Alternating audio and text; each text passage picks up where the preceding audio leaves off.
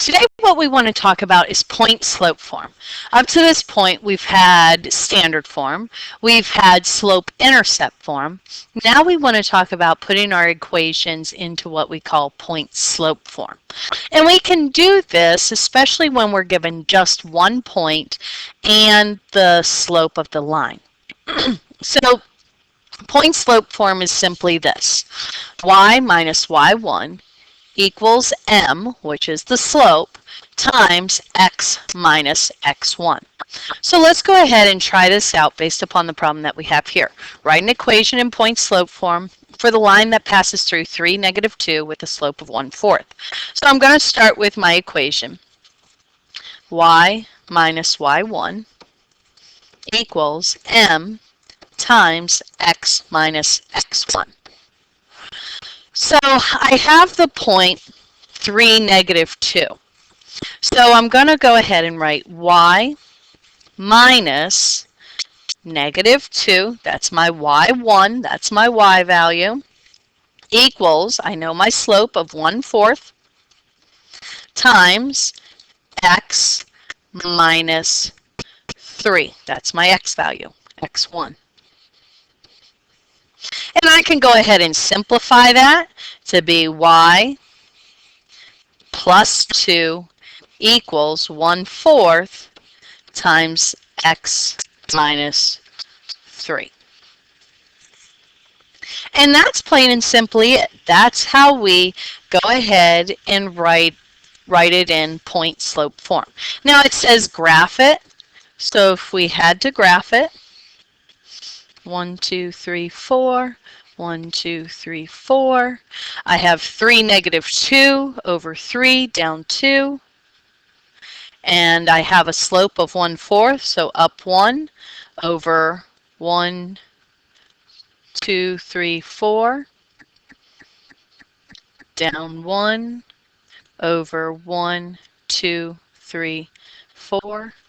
Those would be my points. And there I'd be.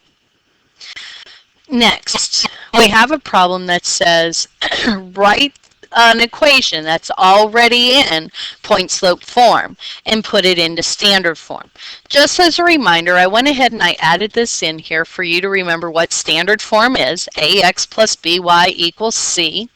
Okay, so let's go ahead and start on this. The first thing I'm going to do, I'm going to rewrite the problem. There's a couple steps here on this one.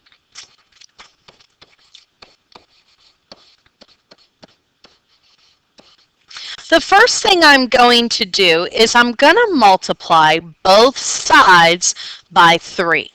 Okay, I'm going to change colors so you can see. I'm multiplying this side by 3 and I'm multiplying this side by 3. Okay, I put parentheses around y minus 1 so you could see that.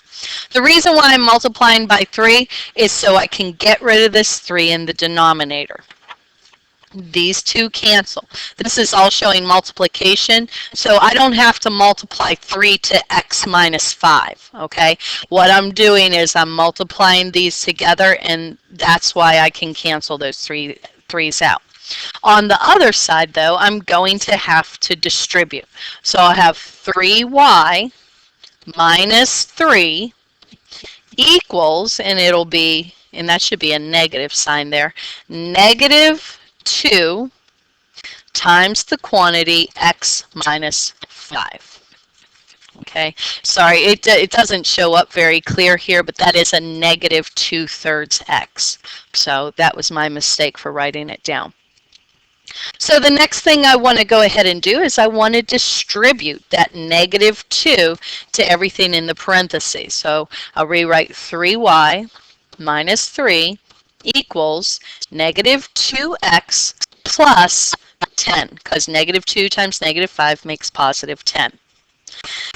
Now, I need to remember, before I go any further, what is it I'm doing? I'm putting it into standard form. So I want my x and my y on the same side, and my single term, or my single constant, on the other side. So I'm going to add 3 to both sides. And I have 3y equals negative 2x plus 13. Now I want to add 2x to both sides.